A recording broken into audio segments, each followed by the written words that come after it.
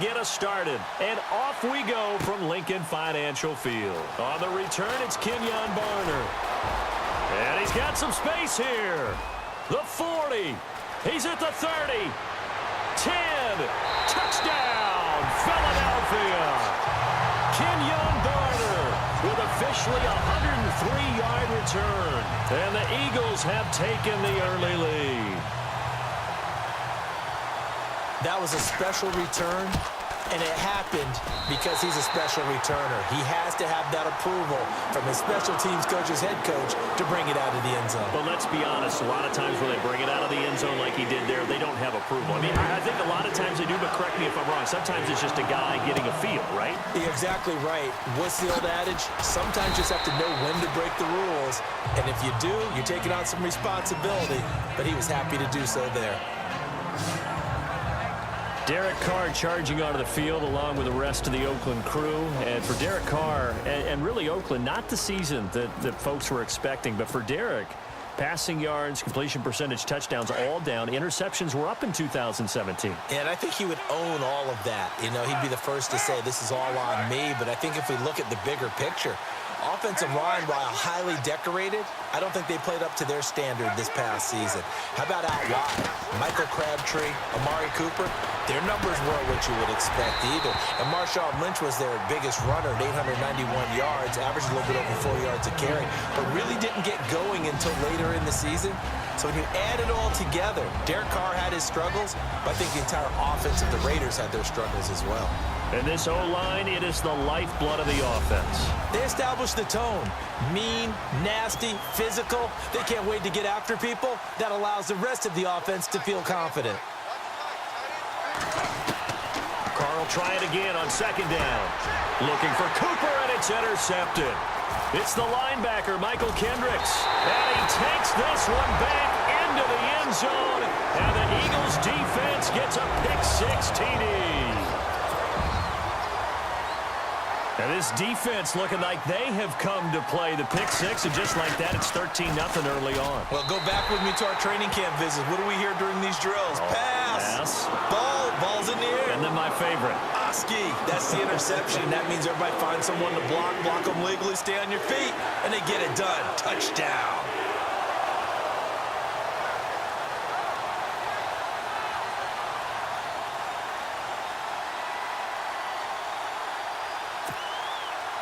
So they'll get another shot on offense following that pick-6. And now the kick is away.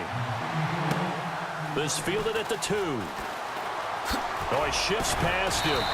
And he'll make it across the 20 as his guys will set up shop at the 23-yard line. I want to give a hat tip real quick, Charles, to J.J. Watt before the possession switches here. Walter Payton, NFL Man of the Year, and they totaled up how much he helped raise for hurricane relief, $37 million. Incredible. Hurricane Harvey, which really hit the Houston area in a big way, and his original goal was $200,000. So congratulations to J.J. Watt and all the people who participated. And Greg Olsen of the Panthers, Benjamin Watson of the Ravens, both tight ends, also nominated and finalists for the most prestigious award as determined by the NFL, the Walter Payton Man of the Year Award. And a short gain there as he'll get it up only to about the 24. Just a yard on the pickup there, and it'll bring up a 2nd and 9. Here are the starters on defense for the Super Bowl champion Philadelphia Eagles. How about a quick look back at 2017 and how they got to the Super Bowl? The defensive side contributed greatly. Fletcher Cox at defensive tackle, Malcolm Jenkins at safety, Brandon Graham defensive end. They were established guys, but they picked up Chris Long last year in free agency. How about Jalen Mills emerging at cornerback, traded for Ronald Darby, and Nigel Bradham stepped in when Jordan Hicks got hurt and really did a bang-up job in the middle. Wow, that play got shut down in a hurry. As soon as the snap came, you can see defensively they were just closing in. That was going nowhere. Yeah, you count on your offensive line to give you a little bit of space, a little bit of time so you can make a move. And he's taken down. Back at his own 7. Vinny Curry able to get him down for a loss of 11 on the play. And it'll be 4th down. Well, they went with the nickel. They throw in an extra defensive back. Coverage was very good. Yeah, it was exactly as you would expect. A passing down, you bring in the nickel package. Just as you described, the coverage was excellent and allowed one of their linemen to end up getting to the quarterback. They do go for it. It's Carr. And this is going to be incomplete. A surprising move here on the opening drive of the game. And now, boy, the ball's going to go over on downs here inside the 10-yard line. I'm speechless. You're back in the shadow of your own goalpost. What? Talk. I don't know. I was hoping you would keep talking. First half. And they're going to get him. They bring him down to the sack back at the 16-yard line. Mario Edwards in there to bring him down for a loss of 7. Well, that was point counterpoint, wasn't it? They decided to throw for it on 1st and goal. Instead, the defense counters with pressure, and the defense wins, getting a big sack. Now it's the Boise State alum, Jay Ajayi. He will push his way down to about the 14. Only a couple yards there, and that's going to set up a long 3rd and goal.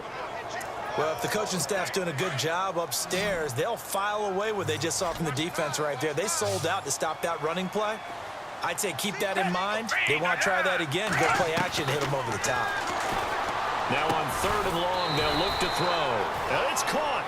And he'll be brought down right on the edge of the goal line at about the 1-yard line. A terrific job there to keep him out of the end zone. And now it'll be 4th and goal. And Elliott puts this one through. And the lead will grow. It's now 17-0. So they take it all the way to the 1-yard line, but in the end, they opt for 3. I know if this was a video game, they never would have gone for the field goal because, Brandon, who kicks field goals in video games? But you've got to make sure you get points, and that was as easy a 3 as you can get. You kick field goals in video games. That's who kicks field goals in video games.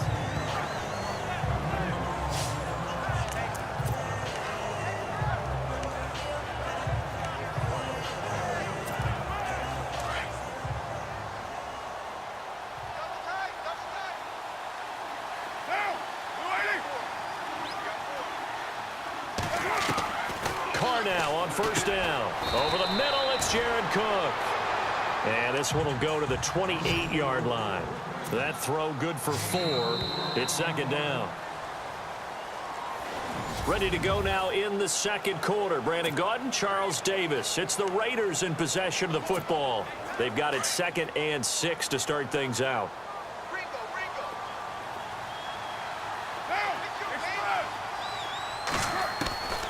Carr now to throw. Letting one go deep for Roberts. And they went for a big play through the air on 2nd down. Couldn't connect. Now it's 3rd. And attempted a deep ball there. They didn't get it. But, boy, they're going to need a few of those to actually hit in order to get back into this game. Good thing they do have a little bit of time here still left in the contest. Decent-sized deficit, but not one that they can't manage. And incomplete. The contact made the ball roam free and brings up 4th down. Let's face it, if you want to get back into the game, these are the kind of throws you got to hit. He's wide open right there.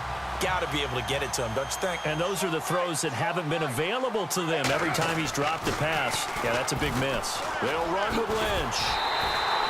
Boy, a curious decision to go for it. Doesn't pan out, and that will force a turnover on downs. So they take a big chance here in their own territory, and you think the coach may have some questions to answer? Yeah, and, you know, normally we focus on the media, right? The social media barrage that he's going to get for this one. How about it? And he'll take it into the end zone for an Eagles touchdown.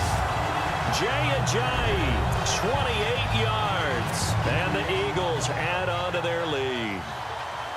Well, partner, that was another explosive run, and one thing I've learned in our time in this game, yes, the offensive line has to get a lot of credit, but for big runs to occur, the wide receivers have to block well downfield. And then you have to have a good guy carrying the ball too, right? Oh, without a doubt. You need that difference maker lugging the rock. That'll be taken in the end zone.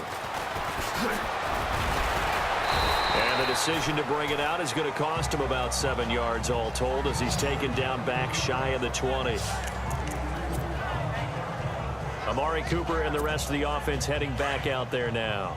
Hasn't had his best day to this point here in the 2nd quarter, and they're losing. You got to think, though, that also means that maybe the defense doing a good job on him. There's two sides to that coin. I would agree, so you have to give them credit, but that means you've got to find a way to beat that defense and make sure one of your top playmakers touches the football and has an impact on the game. Change formations, change where he lines up, put him in motion. anything possible to shake him free. Maybe that greater impact comes here on this drive.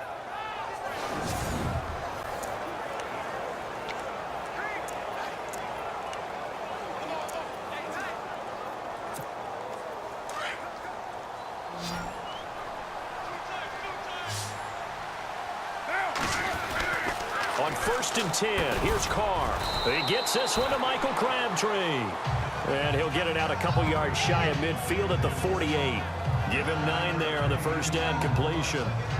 That was a nicely run slant route, and what the receiver's trying to do is make the defender think he's going upfield for a deeper route, and then breaks it off, usually after about 3 to 4 steps, and cuts towards the middle of the field. And now what he's trying to do is use his body to keep the defender away from the football and give the quarterback a really nice target. Here's a give to Lynch, and he'll get it out a couple yards shy of midfield at the 48.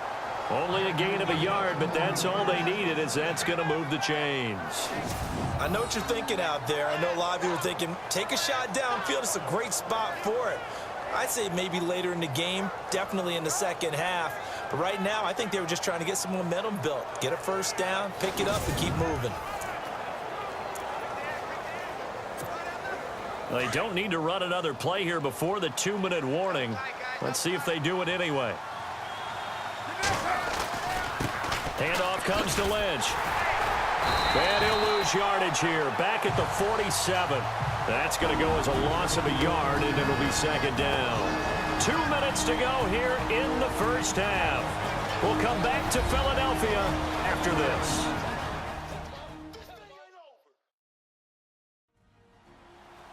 We remind you that coming up at halftime, Larry Ridley will have the highlights and analysis of this first half from our studios in Orlando. And I have a feeling those highlights will be pretty one-sided, too. I think you're right, partner. They'll run it now out of the gun. He lost 2 there, and it's third down. What do you think, Brandon? I like the intensity this defense is showing right here in these first few drives. They're not just holding the line because they're doing their job, but they're doing more than that, aren't they? They're getting a nice push into the offensive backfield. And a great example right there for the loss on the tackle. So first and second down went in the wrong direction. They'll try to do better here on 3rd and 13. And he fires one that's intercepted. It's the linebacker, Michael Kendricks. The 20, 10, and he takes this one back into the end zone, and the Eagles defense gets a pick-6 TD. That pick-6 extending this lead even further. Boy, it's been a while since I've seen a team struggle this badly in the first half. I think all they want to do is get to the locker room, try and regroup, and come out to start the third quarter. But if things don't improve fast then, I think the backups get a lot of play in the second half. This fielded at the 2. And his guys will get the football right at the 20-yard line.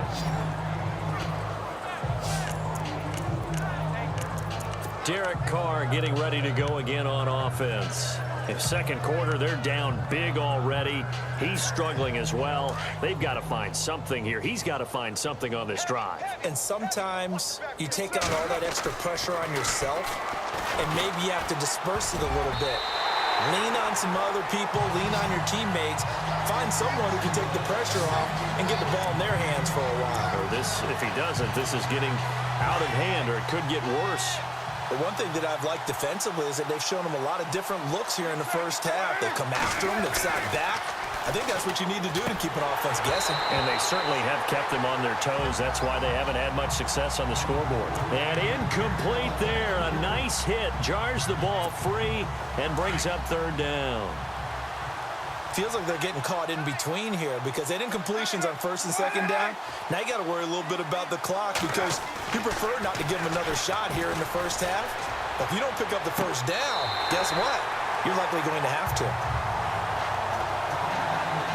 We've seen this offense do some unconventional things thus far, but they couldn't go for it on fourth down here, could they? Could someone patch us into the head coach's headset? Punt the ball. The 3 straight incompletions, they don't care. That hasn't dissuaded them. They're going to go for it on fourth.